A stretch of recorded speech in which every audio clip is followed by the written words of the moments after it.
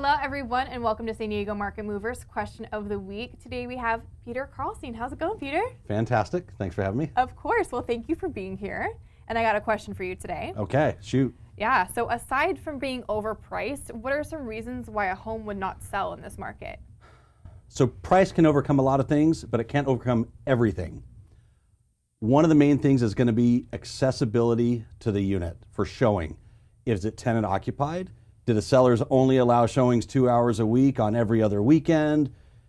If it's vacant, that makes it helpful, but a lot of times there's showing restrictions that don't jive with the agent schedule or the buyer's schedule, and that can really prevent enough buyers from coming in to take a look at the property.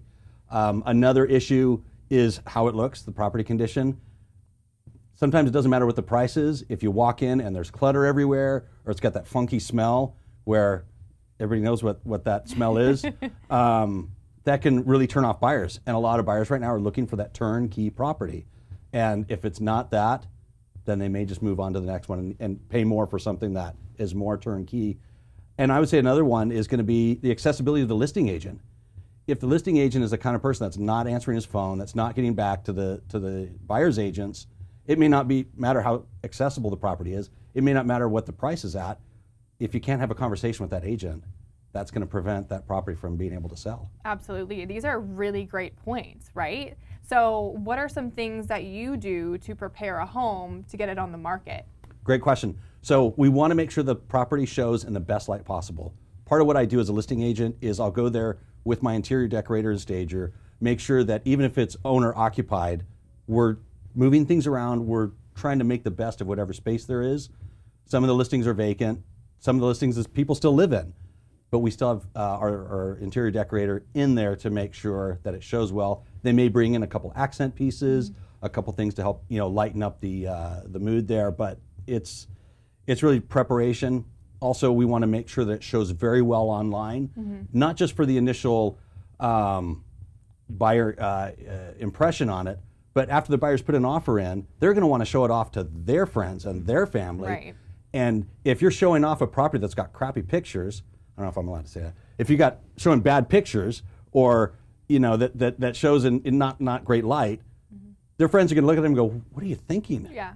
Why are you buying that for that much money?" So we do the video walkthrough, we do the professional photography, we do the 3D imaging, we do everything we can to make sure that it not just shows well to buyers, but throughout the entire escrow process. We don't want that buyer's remorse setting in after they realize, shoot, I just spent this much money on this house.